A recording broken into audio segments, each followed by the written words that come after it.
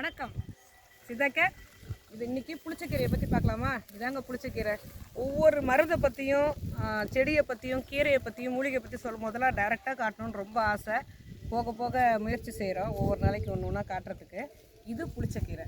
புளிச்சக்கீரை எப்படி இருக்குது பாருங்கள். இந்த மாதிரி கலரில் பூவில் இருக்கும், இல்லைனா வயலட் கலரில் இருக்கும். அதையும் காட்டுறோம் நாங்கள். அது கொஞ்சம் கட்டையாக இருக்கும், பெரிய பெரிய இலையாக இருக்கும். புளிச்சக்கீரை இப்போ புளிச்சக்கீரைனா கோங்கரா அப்படின்னு சொன்னால் எல்லாருக்கும் தெரியும்னு நினைக்கிறேன். இது நிறைய விட்டமின்ஸ் ஏவும் கால்சியமும் நிறைய அதிகமாக நிறைஞ்சது இது.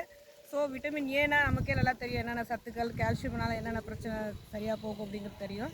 இதை அப்படியே அவிச்சிட்டு நல்லெண்ணெய் ஊற்றி சாப்பிட்ணுங்க. நம்ம புழுங்கரிசி சாதத்தில் அவ்வளோ சத்தும் நமக்கு கிடச்சிரும். லைட்டாக புளிக்க தான் செய்யும். ஆனால் இப்போது கோங்கராவை போட்டு சிக்கன் வரைக்கும் செஞ்சிட்ருக்காங்க. அதுவும் நான்வெஜ் சாப்பிடும்போது கொஞ்சம் ஃபைபரும் சேர்த்தா ரொம்ப நல்லது தானே இல்லையா? சீக்கிரம் செரிமானம் ஆகும், கான்ஸ்டிபேஷன் இல்லாமல் இருக்கும். இது ரத்த ஓட்டம் சீராகிறதுக்கும் சுவாச பிரச்சனைக்கும் ரொம்ப நல்லதுங்க. வாரத்துக்கு 2 முறையாவது தொடர்ந்து சாப்பிட்டே வரணும். அப்படி ரொம்ப அதிகமான ரத்த ஓட்டம் வேணும், நிறையா ஹீமோக்ளோபின் ரைஸ் ஆகணும் அப்படின்னு நினச்சவங்களுக்குன்னா ஒரு நாள் விட்டு ஒரு நாள் ஒரு 7 நாளைக்கு 2 வாரத்துக்கு 7 தடவையாவது இந்த புளிச்சக்கீரையை நல்லா வேக வச்சுட்டு அதை நல்லா கடைஞ்சிட்டு நம்ம நல்லெண்ணெய் ஊற்றி சாப்பிட்டோம் அப்படின்னா ரொம்ப நல்லது. உடல் சூடு தணியறதுக்கும், ரத்த ஓட்டம் சீராகிறதுக்கும், ஆஸ்மா பிரச்சனை குணமாகறதுக்கும், இதயம் பலப்படுறதுக்கும் எல்லாத்துக்கும் இந்த கீரை ரொம்ப யூஸ்ஃபுல்லாக இருக்கும். ஏன்னா விட்டமின் ஏ, கால்சியம் இருக்குதுன்னு நம்ம சொல்லிட்டோம் இல்லையா? அதனால் ரத்தம் ஓட்டம், அதாவது உடம்புல எங்கேயும் தங்கு தடத்தை இல்லாமல் ரத்த ஓட்டம் சீராகிறதுக்கும், ஹீமோகுளோபின் ரைஸ் ஆகிறதுக்கும் இந்த கீரை ரொம்ப நல்லது.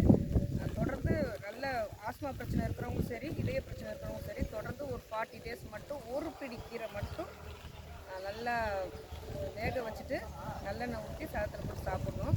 இதே வெட்டுக்காயங்கள்லாம் சரியாகிறது. நம்ம சமைக்கும் போது ஏதாவது கத்திப்பட்டு வெட்டுக்காயாக இருந்ததுன்னு வச்சுக்கோங்க, இதை நல்லா மைய அரைச்சிட்டு அந்த இடத்துல 3 நாள் வச்சு கட்டிக்கிட்டோன்னு வச்சுக்கோங்களேன், 3 நாளில் அந்த வெட்டுக்காயெல்லாம் உடனே குணமாகும்.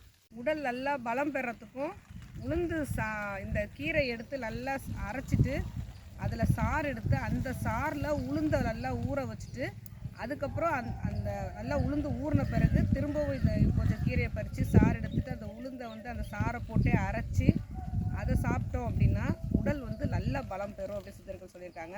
இந்த பக்குவம் நமக்கு புதுசாக இருக்கும் இல்லையா?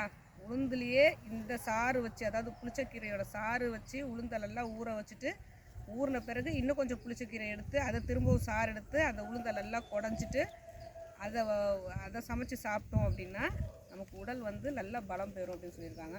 ஸோ இந்த புளிச்சக்கீரையால் இவ்வளோ நன்மை இருக்குங்க. கோங்கரா சட்னி எல்லாம் செய்வாங்க, ஆந்திரா ரொம்ப ஃபேமஸ்ஸு. இங்கே நமக்கு இருக்கிற புளிச்சக்கீரையை வச்சுட்டு நம்ம இது மாதிரி ரத்த ஓட்டம் சீராகிறதுக்கு, இதயம் பலப்படுறதுக்கு, நல்ல ஸ்கின் பளபளப்பாக வரத்துக்கு, புளிப்பு சேர்ந்த மாதிரி இருக்கும். எல்லாத்துக்குமே இது ரொம்ப விட்டமின் ஏ அண்ட் கால்சியம் நிறைந்த கீரை.